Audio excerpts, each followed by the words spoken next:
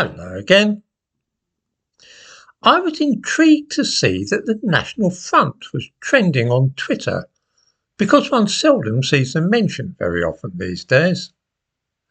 The National Front was founded from an amalgamation of various fringe parties in 1967 at the very height of the swinging 60s. It was the days of Carnaby Street and Twiggy and so on.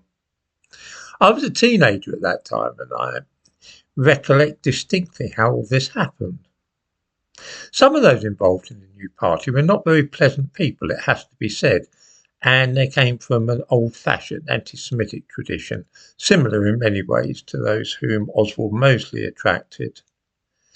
I mention this because Lee Anderson, who is the deputy chair of the Conservative Party, is recorded recently as saying that if the asylum seekers don't want to board that barge in Dorset, then they might wish to leave the country instead. He expressed himself more forcefully than that, of course, but this is a family-friendly channel, and so I shall omit his exact words.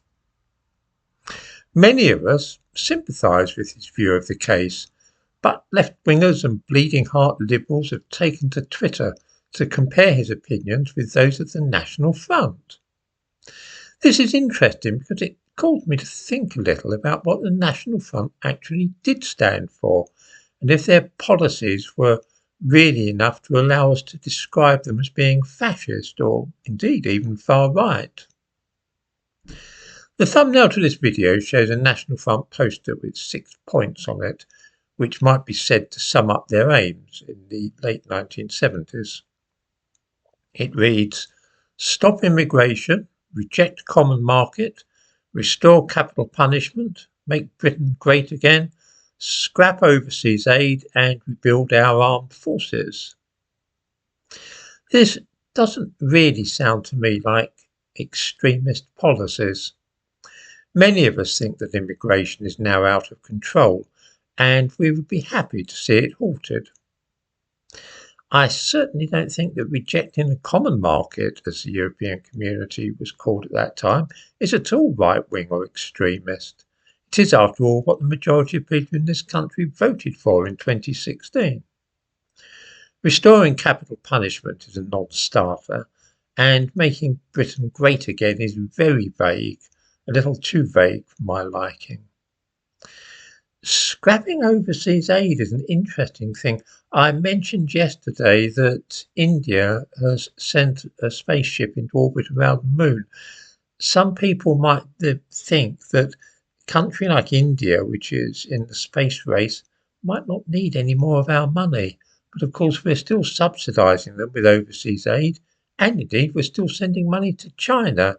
So doing something about our foreign aid programme might not be a bad idea at all. Rebuilding our armed forces sounds to me like an excellent move, especially in this uncertain world in which we now live. Bringing back national service would be no bad idea either, but that's by the by. This desire to rebuild the armed forces was expressed over 40 years ago, but the Army and Navy have dwindled since then to almost nothing. Consulting this handy book, about which I spoke this morning, tells me that in 1992, 15 years after that National Front poster had urged the rebuilding of our armed forces, the strength of the British Army stood at 140,000. In the 30 years since then, it has halved. It is now 77,000. In 1960, by the way, there were 250,000 men in the army. But of course, in those days, we still had national service, which was conscription under another name. In 1992, the Royal Navy had a total of 166 warships, compared with the 70 it has now. So I would be very much inclined to agree with the National Front that rebuilding our armed forces is a good idea. These then were the chief policies of the National Front, and I cannot for the life of me see that they are at all extreme or even particularly right-wing. That's not to say there were not some bad people in the party. but then I'm afraid you get that in any large group of people. For this reason, I found it a little odd for Lee Anderson to be compared to the National Front today. I rather think that those denouncing him in this way must be getting on a bit, for it is some years since I've heard people even mention the National Front.